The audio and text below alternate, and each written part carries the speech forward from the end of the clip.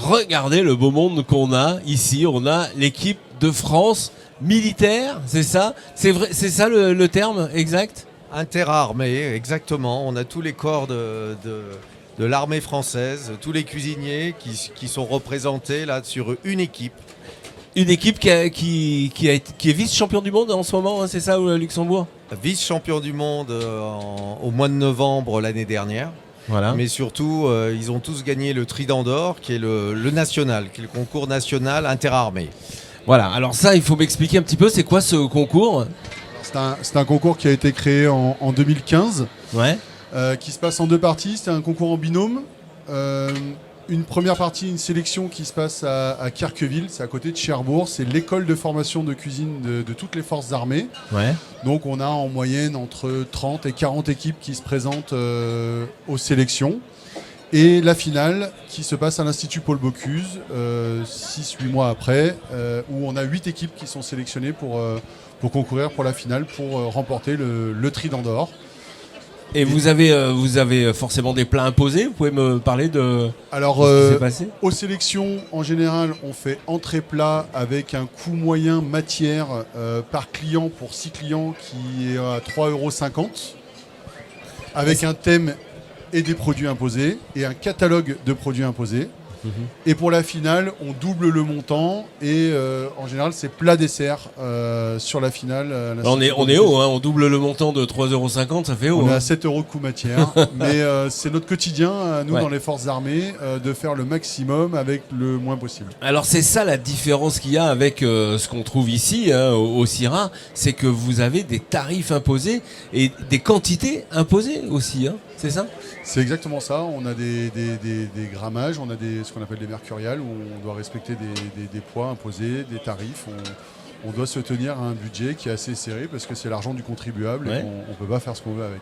Alors comment ça se passe tous les jours, à part les concours? Vous êtes où? Vous faites quoi? Alors je vais commencer par le doyen de l'équipe, Thierry, qui est lui au service privé du gouverneur militaire de Lyon. Ah oui. Donc lui, il est en maison d'autorité, ce qu'on appelle chez nous maison d'autorité. Donc lui, il ne travaille pas avec 3,50 €, un petit peu plus. Mais pas beaucoup plus. Et donc lui, son quotidien, c'est de servir le général et dans ses prestations liées à sa fonction. D'accord. Ensuite, on a Sébastien qui était notre team manager, qui lui est au centre expert de la restauration hôtellerie loisirs de toute l'armée. Donc c'est le centre qui pilote toute la fonction restauration hôtellerie loisirs de l'armée, qui est basé à Lyon au quartier Général Frères. C'est un expert restauration. On a Guillaume, notre chef de cuisine, qui était notre chef dans le box, qui lui est chef de cuisine à Poitiers, donc à l'état-major de l'armée à Poitiers. Donc une cantine qui sert entre 400 et 500 couverts jour. Jour. Voilà. Ouais, ouais. Ensuite, on a Jean-François et Thibaut qui sont eux au Mont-Verdun, donc à la base aérienne du Mont-Verdun, qui servent aux prestations particulières des officiers supérieurs. Voilà. Donc, et Thibaut était notre pâtissier de l'équipe. Et moi, je suis formateur à l'école de cuisine de l'armée qui est à Cherbourg, donc là où se passent les sélections du Trident d'Or. Vous avez des coachs, je suppose, pour... On a pris un petit qui commence dans le métier, qui n'a pas trop d'expérience dans les concours, Pierre-Franck Salamon, donc, que tout le monde connaît chez les Toques Blanches. On l'a rencontré dans le cadre du Trident. C'est Davy et Guillaume Gomez qui nous l'ont conseillé pour le Trident. Et puis la mayonnaise a tout de suite pris parce qu'il a la mentalité. On savait qu'avec lui... On irait loin et puis voilà, ça a matché tout de suite. Je crois qu'au bout de 5 minutes du premier Trident, on était déjà copains. Donc voilà. Mais c'est vrai, quand on est dans ce métier de la restauration avec la rigueur qu'on connaît et qu'on va côtoyer les militaires et qu'on rencontre la vraie rigueur de l'armée, mélangée à la gastronomie, je peux vous dire qu'on prend un pied immense. Parce que la rigueur, c'est pas forcément, comment je vais dire, péjoratif ou pas bien. C'est très important dans non, la mais cuisine. c'est un respect de la hiérarchie que dans le civil, il y a longtemps qu'on a oublié. C'est un respect des produits, c'est un respect tout court. Et c'est vrai que nous, avec Guillaume Gomez et David Tissot, quand on y est allé dans les premiers Tridents d'Or, c'est la première chose qui nous a marqué. Mhm. Et puis la passion, voilà, ils ont la passion de ce métier. Il n'y a pas de niveau dans notre métier. Ouais. On aime la cuisine, on veut faire plaisir à nos amis, à nos invités, à nos clients, ça s'arrête là. Ouais.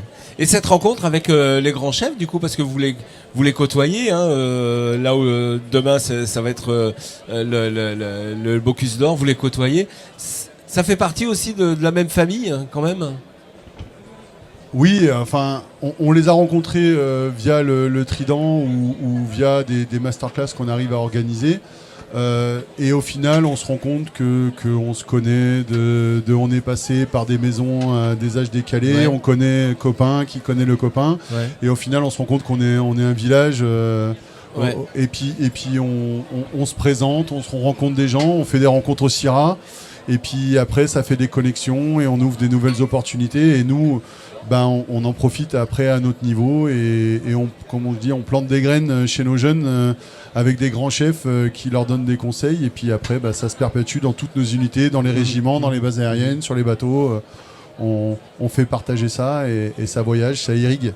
Mais la réussite de David Tissot au dernier Bocuse d'Or, il a débauché des militaires Et voilà, c'est ce qu'on disait. Voilà. pour venir l'aider en soutien logistique. Mhm. Et les deux réunis ont fait la réussite du Bocuse d'Or. Ouais, parce qu'on a besoin de ça quand même, surtout dans les concours. Il faut Exactement. vraiment être rigoureux, on a Exactement. très peu de temps. Oui, et puis une logistique, voilà, ils ont la rigueur, ils ont la logistique, ils ont voilà, ils ont envie de bien faire et quand on est chef, on a besoin de gens comme ça autour de nous. Et Davy l'a vite compris et maintenant on a Julien qui faisait partie de leur équipe il y a quoi, une dizaine d'années. Ouais. Ouais. Et il y a 4-5 ans, il était encore dans l'armée et maintenant il est à l'Institut Paul Bocuse Ouais, et voilà, il s'occupe de l'Institut Paul Bocuse pour tout ce qui est opérationnel et on voit le résultat. Alors Christophe Marguin parle beaucoup de transmission, hein. Il a besoin de cette transmission. En tout cas, c'est le but aussi des Toques Blanches lyonnaises. Vous êtes aussi, vous, dans la transmission. Derrière vous, il y a des petits jeunes qui viennent à l'armée et qui viennent dans vos cuisines. Oui, bonjour. Oui, c'est notre quotidien. Des jeunes qui sortent d'école ou parfois pas. Ouais. Donc, au niveau des armées, on recrute une nouvelle vague, soit de cuisiniers non formés ou formés. Et puis, Ouais. grâce à l'école des fourriers et les formateurs comme Nicolas, Bien sûr. ils leur apprennent les bases de la cuisine. Et puis, nous, au quotidien, on les forme. Et c'est vrai que d'un autre côté, il faut surtout aussi donner l'envie. Voilà, c'est un métier de service. On est là pour les clients.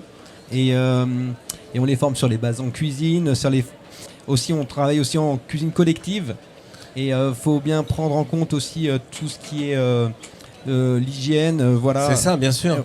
Mais c'est un vrai métier. Je veux dire, Tout à fait. on est à l'armée, mais finalement, c'est un vrai métier pour la gastronomie. Il y a pas non, de. tout à fait, ouais. Il n'y a, Ouais, pas c'est ça. il y a pas de différence. Ouais. Vous venez tout le temps au CIRA, de toute façon. Vous venez Oui. tout le temps Est-ce que vous passez souvent aux Toques lyonnaises, Toques Blanches lyonnaises? Quand Pierre-Franck nous invite. Non mais c'est vrai que les Toques lyonnaises sur Lyon, on sait que c'est incontournable. C'est incontournable, hein, bien sûr. On a nos amis, on a nos références et Christophe pour ça sait très bien faire. Donc c'est vrai qu'on apprécie d'être là aujourd'hui et de mettre en valeur la gastronomie via l'armée, quoi. Bien sûr. Non, c'est super. Demain, vous soutiendrez, vous serez dans les gradins, vous soutiendrez l'équipe de France? Alors, on a créé l'association. Moi, j'ai créé l'association des supporters de Davy l'année Ah, dernière avec Julien et génial. Grégory. Bien sûr, demain, on a notre passe supporter pour aller supporter Naïs, qui est une amie et qui est formidable, qui mérite. On lui souhaite tout le meilleur. On Ouais. aimerait avoir la moitié de son talent avec nos 20 ans de plus qu'elle. Et il paraît qu'elle a un talent Elle est incroyable. incroyable, hein. incroyable. Tous les chefs nous disent On est ça. à 200% derrière elle et on Ouais. espère qu'elle va tout casser demain. Eh ben, merci beaucoup en tout cas d'être passé sur le plateau des Toques Blanches lyonnaises. Ça nous a fait super plaisir. Merci Franck de ton Merci de accueil. votre accueil. Merci beaucoup.